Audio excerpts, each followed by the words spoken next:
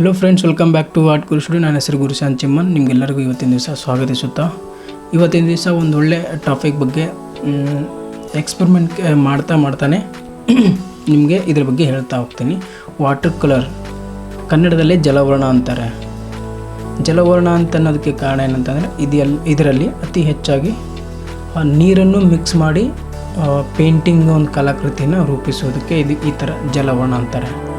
ಇದು ಮೊದಲಿಗೆ ಇಂಗ್ಲೆಂಡ್ನಲ್ಲಿ 18ನೇ ಶತಮಾನದಲ್ಲಿ ಸ್ವಲ್ಪ ಜನ ಒಂದು ತನ್ನದೇ ಆದಂಥ ಗ್ರೂಪ್ ಕಟ್ಕೊಂಡು ಅಲ್ಲಿಂದ ಅವರು ಆ ಗ್ರೂಪನ್ನು ಬೆಳೆಸ್ಕೊತ ಬಂದರು. ಅದಕ್ಕಿಂತ ಮುಂಚೆ ನಮ್ಮ ಇಂಡಿಯಾದಲ್ಲೂ ತುಂಬಾ ಜನ ಯೂಸ್ ಮಾಡಿದರು, ಆದರೆ ಅದು ಬೆಳಕಿಗೆ ಬರಲಿಲ್ಲ. ಮತ್ತು ತಾಳೆಗೆರೆ ಅಂತೇಳಿ ಬರುತ್ತಲ್ಲ, ಅದು ಕೂಡ ಅದರಲ್ಲಿ ಕೂಡ ಯೂಸ್ ಮಾಡಿದ್ದಾರೆ. ಮತ್ತು ಮಿನಿಚರ್ಸ್ಗಳು ಅಂತ ಬರುತ್ತೆ, ಅದರಲ್ಲೂ ಕೂಡ ಯೂಸ್ ಮಾಡಿದ್ದಾರೆ.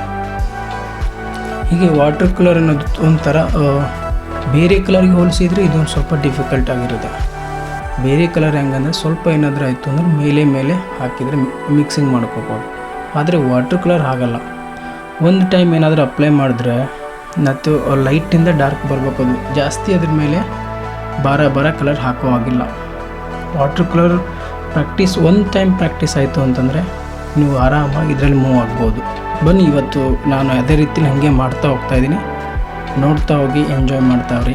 ನೀವೇನಾದರೂ ನನ್ನ ಚಾನಲ್ಗೆ ಹೊಸಬರಾಗಿದ್ದರೆ ಪ್ಲೀಸ್ ಸಬ್ಸ್ಕ್ರೈಬ್ ಮಾಡಿ, ಶೇರ್ ಮಾಡಿ. ನಿಮ್ಮ ಅನಿಸಿಕೆಯನ್ನು ನಾನು ಕಮೆಂಟ್ ಬಾಕ್ಸಲ್ಲಿ ತಿಳಿಸ್ತಾ ಹೋಗಿ. ಪ್ರತಿ ಸರ್ತಿ ನಿಮಗೊಂದು ಒಳ್ಳೆ ಟಾಪಿಕ್ ಬಗ್ಗೆ ಹೇಳ್ಕೊತ ಒಳ್ಳೆ ಒಂದು ಆರ್ಟ್ ವರ್ಕ್ನ ನಿಮ್ಮ ಮುಂದೆ ಇಡ್ತಾ ಹೋಗ್ತೀನಿ. ಹಾಗೆ ಸಣ್ಣ ಪುಟ್ಟ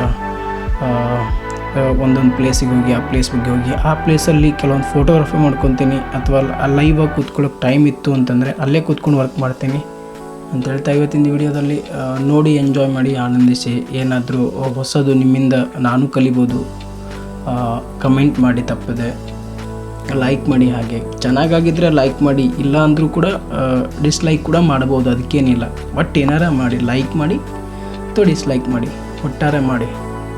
ಬನ್ನಿ ನೋಡುವ ಯಾವ ಥರ ನಾನು ವರ್ಕ್ ಮಾಡ್ತೀನಿ ಅಂತಕ್ಕಂಥದ್ದನ್ನ ನೋಡೋಣ ಬನ್ನಿ.